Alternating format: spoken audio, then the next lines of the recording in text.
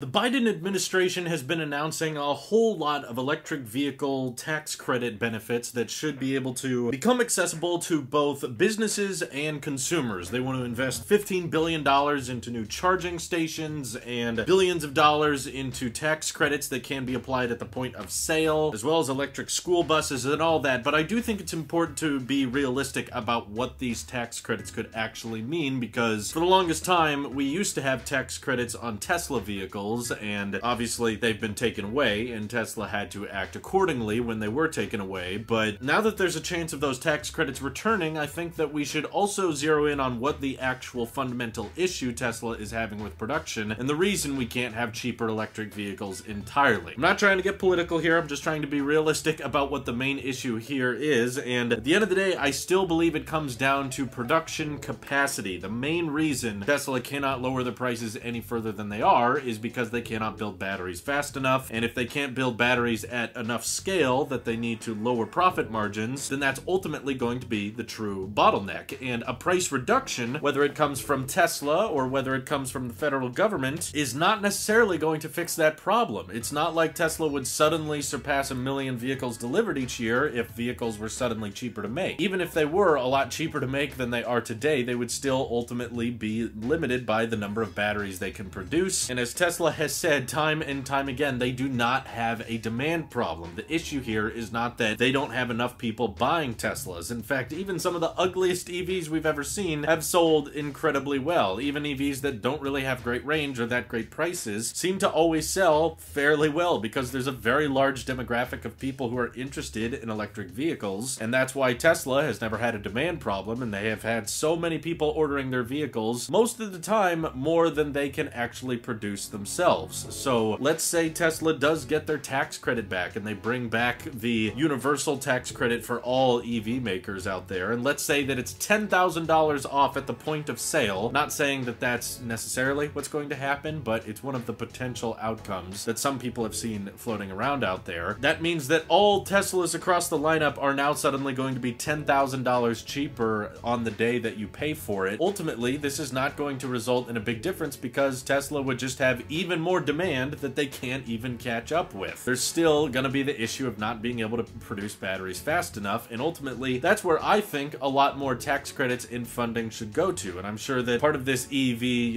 renewable energy bill is likely going to include some incentives for mass producing batteries, and hopefully provide some funding directly to EV companies to mass produce batteries and have more factories to build them. But just discounting the price of vehicles up front, it does help a little bit, I'm not denying that. It does allow Tesla to collect a thicker profit margin on vehicles, and it makes it easier for the consumer because they don't have to pay as much. But a prediction that I haven't seen a lot of people making that I think we should be totally aware of is, if there ends up being a $10,000 tax credit or a $7,500 tax credit that comes back to Tesla, they are most likely going to increase the prices of their vehicles by a bit, likely a substantial amount, so that they can still justify that, well, after the tax credit, it's still cheaper than before, because Tesla is going to want to make sure that they have a very, very thick profit margin across all their vehicles. That way they can take that money and put it towards things like mass producing the 4680 batteries, which is ultimately the main reason they can't become a 5 to 10 million vehicle delivery company right now. And I do think they will in time. I'm not trying to doubt Tesla here, I'm just trying to acknowledge what the real issues with the S-curve adoption rate of electric vehicles is. It's not a matter of just suddenly passing the right tax credits and now all the vehicles are way cheaper and now more people are going to be ordering them. And I don't think it's going to be as simple as just, what's your dream Tesla right now? Take $7,500 off or take $10,000 off, and that's ultimately what you end up paying. It's important to remember that once Tesla started missing out on a lot of different tax credits, that's actually when they started decreasing the prices of their vehicles, because they figured that, well, people last year had access to a certain tax credit, so we're going to price our vehicles a bit higher. And then once that tax credit goes away, we realize you don't get that benefit anymore, so they lower the prices. And I think it's very reasonable to assume they will do just the opposite if tax credits come back. They will start to realize that, well, if we include the potential savings here, they'll still be able to increase prices and say, well, it's cheaper than before, so you can't really complain. And they'll be right about that. I'm not trying to say it's a bad thing to bring back tax credits or trying to make more EVs affordable and trying to invest heavily into more of a charging infrastructure and having more electric school buses. These are all great things for electric vehicles, but it's not simply a matter of price. And in the future, when electric vehicles become the standard, it's probably not going to be super sustainable to assume all vehicles on the road are still going to be taking advantage of tax credits, because eventually the end goal here is for all cars to become electric. So these tax credits have to still be a temporary measure, and they will certainly help a lot of EV brands get off the ground and retain more profitability. But my hope is, with all this investment into cleaner energy and electric vehicles, is that there can also be a massive push towards producing cells at an extreme rate, because we're going to need terawatt hours of production every single year in order to convert the entire fleet over to electric. And that's where I think more energy needs to be put, not so much just on the front purchase price. And this will indirectly allow that to happen, because if these tax credits do go into effect for Tesla, they'll be able to sell vehicles at a higher profit, and that means that, for one, they can make their vehicles better. They'll also be able to secure their future and not really worry too much about losing money easily. But with those excess profits, they'll probably go right into 4680 battery production and trying to build as many of them in as many different factories across the country, across the world as possible. That's where I feel like there needs to be more of a focus, and I hope a lot of people understand that these tax credits are not just going to instantly result in all your dream vehicles getting way cheaper, because highly